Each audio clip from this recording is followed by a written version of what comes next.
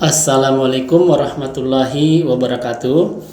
Pada pertemuan kali ini saya akan berbagi cerita sukses tentang pemulihan lapisan ozon. Kenapa lapisan ozon menipis? Apa dampaknya dan bagaimana dunia berhasil mengatasinya? Ikuti terus video ini hingga tuntas.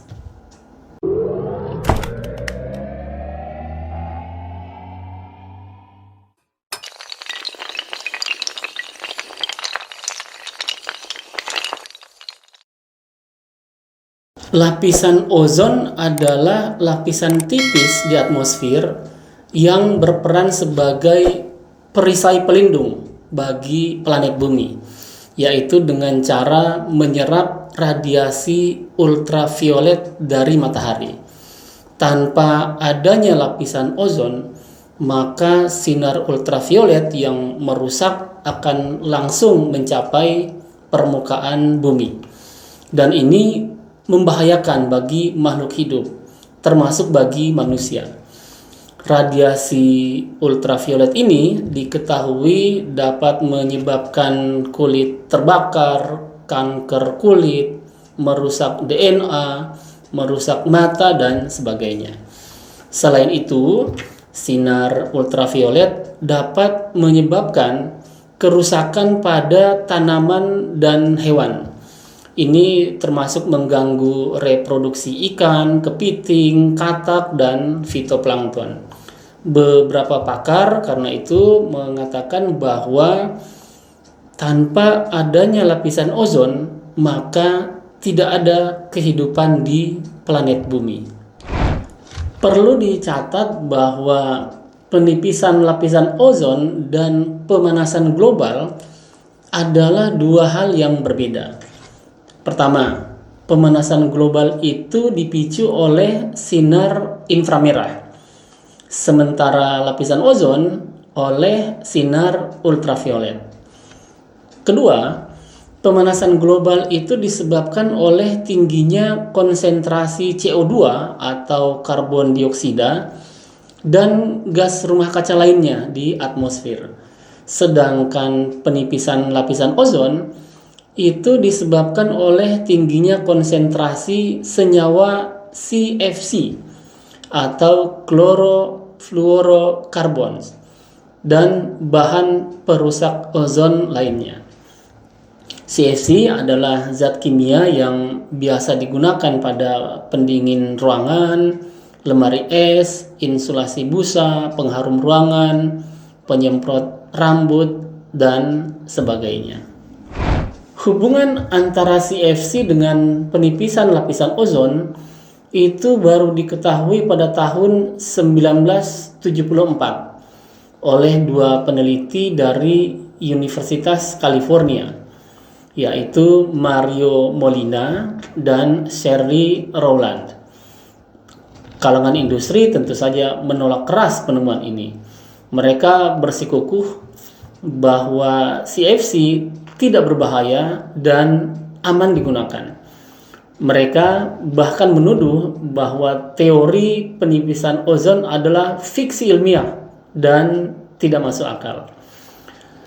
Muncul kontroversi dan polarisasi di masyarakat pada saat itu. Perdebatan sengit terus terjadi antara yang pro dan yang kontra dengan hasil penelitian ini.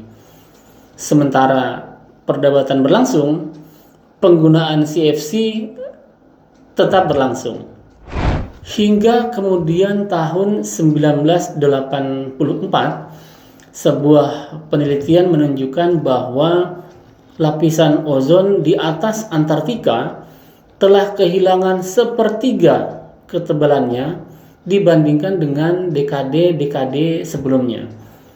Penipisan lapisan ozon ini dikenal juga dengan istilah lubang ozon. Nah, hasil penelitian ini membenarkan teori Molina dan Rowland tentang hubungan antara penipisan lapisan ozon dengan CFC.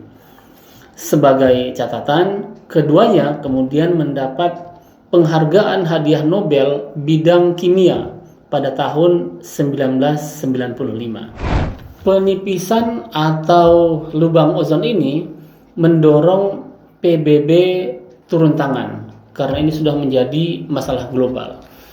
Pada tahun 1977, PBB menyepakati rencana aksi global menangani lapisan ozon dengan fokus pada riset skala internasional terkait dengan lapisan ozon. Lalu pada tahun 1985 disepakati konvensi Wina untuk perlindungan lapisan ozon.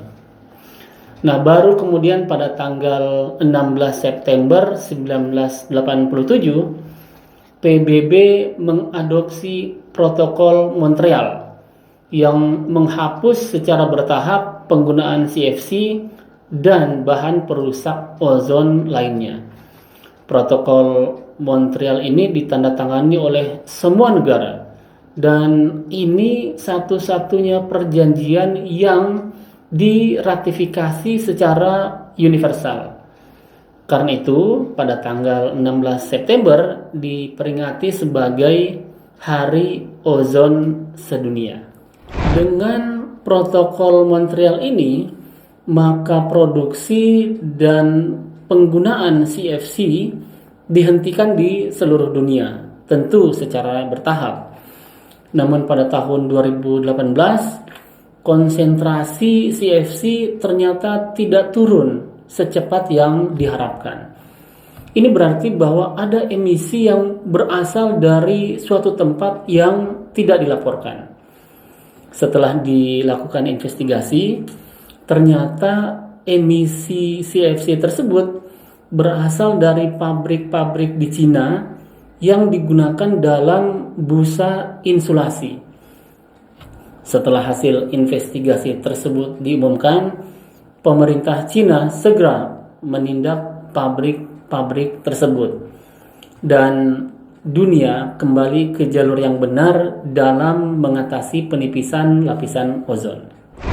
Tahun lalu, tepatnya pada bulan Oktober 2022, PBB melaporkan bahwa lapisan ozon berhasil dipulihkan.